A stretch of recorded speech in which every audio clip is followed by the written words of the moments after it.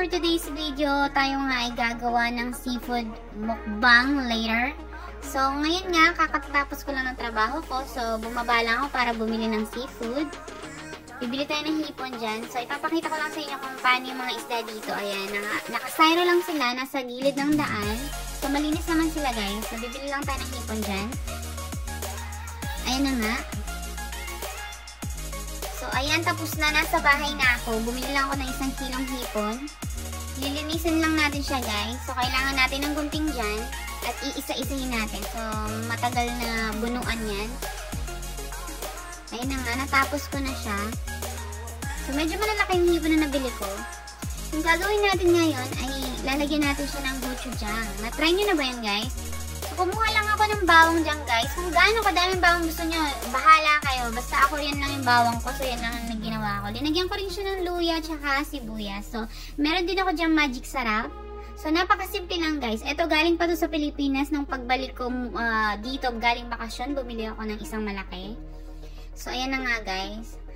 So painitin lang natin yung kawali. Tapos ilagay na natin yung butter. Kung gaano kadaming butter ang gusto nyo ilagay, bahala kayo. Basta sa akin, ganyang butter ang nilagay ko. So, ayan. Palusaw lang natin siya. Madali lang to guys. Mapaparami pa ang kain nyo.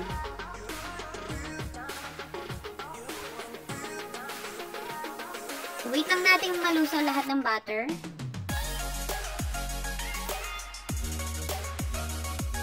So, kung wala kayong butter, pwede namang mantika or olive oil. Nasa inyo yan.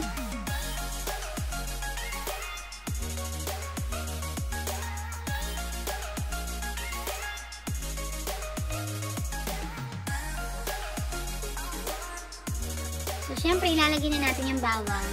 Huwag natin susunugin yung bawang, guys. Kasi medyo, pag maitim siya, pangit naman na siya sa hipon. So, medyo mapait na siya. So, konti lang, yung maglasa lang siya dun sa butter niya. So, susunod na natin yung sibuyas, saka yung luya.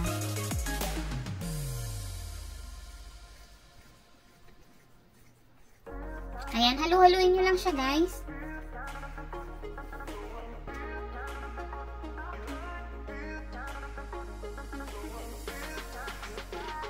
Ilalagay ko na rin yung magic.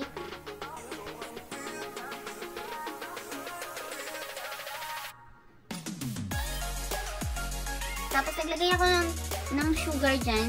Actually, 2 spoon lang yan. Kung gusto nyo medyo matamis, lagyan nyo pa ng dagdagan nyo pa. Depende sa panlasa nyo. So, haluin nyo lang.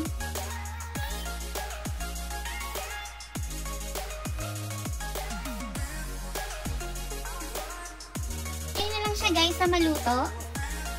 Ayan, ilalagay na natin yung gochujang. Hihirapan akong bigkasin ng gochujang. Pilipit ang dila ko, guys. So, sa akin, nilagay ko siya, 2 scoop lang ang gochujang ko. Kasi medyo maanghang na siya. So, kung hindi kayo masyado malakas sa maanghang, konti lang, mga 1 spoon, pwede na. Pero sa akin, medyo gusto ko yung talagang pagpapawisan kapag kinain mo. Ayan. So, sa Pinas nga ako bumili ng gochujang kasi medyo may kamahalan dito sa abroad. So, pag sa Pinas kasi parang magkano lang to 200 pesos lang. Pero dito medyo mataas ang presyo. So, mas okay kung sa Pinas ka talaga bibili.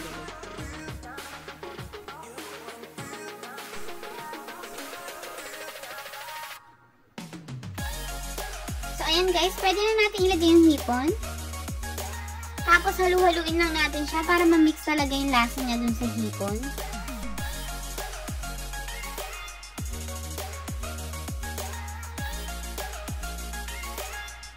So wait lang natin siya guys. Pwede natin siyang takpan para mas lalo siyang maluto.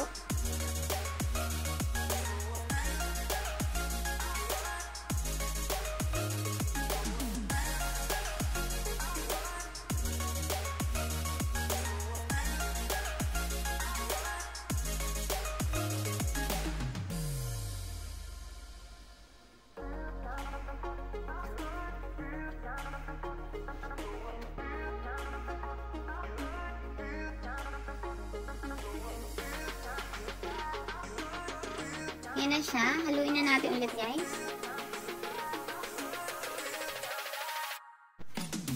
So, nag-iiba na nga yung kulay niya guys. So, malapit na yung maluto.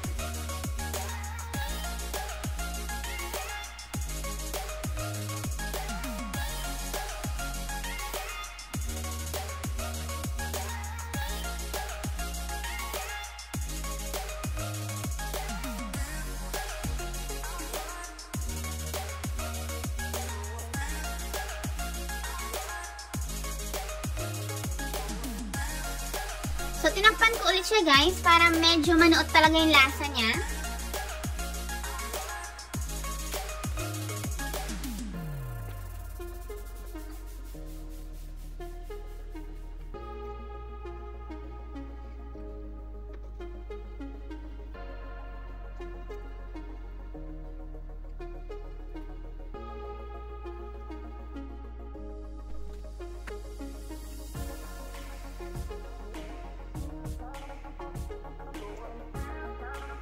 So, papatayin ko lang yung sabaw niya guys kasi medyo nagsabaw yan.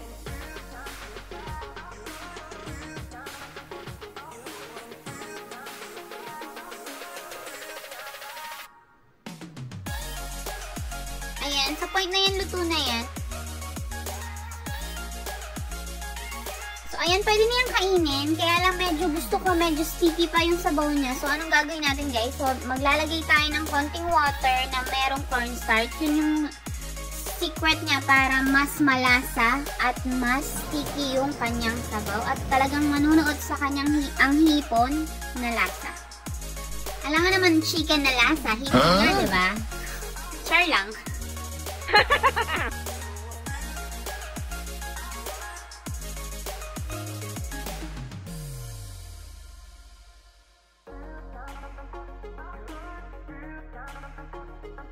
So, ayan nga, nakalimutan ko yung paminta. So, ngayon ko lang siya nailagay. Ayan, nakahabol naman siya.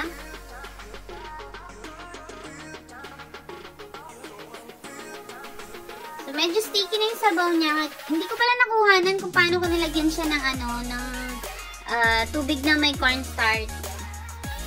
Sorry naman.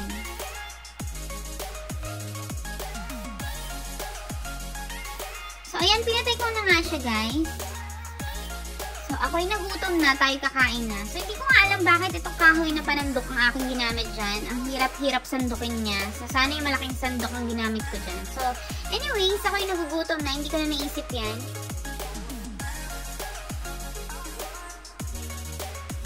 Ayan guys. So, magkakamay tayo ngayon. So, kung nagustuhan nyo ang aking video guys, sa mga niluto ko, sana panoorin nyo yung iba kong video. Sa mga hindi pa nakapag-subscribe sa akin, please like and share to my YouTube channel and hit the notification bell. Thank you guys. Maraming salamat. Bye!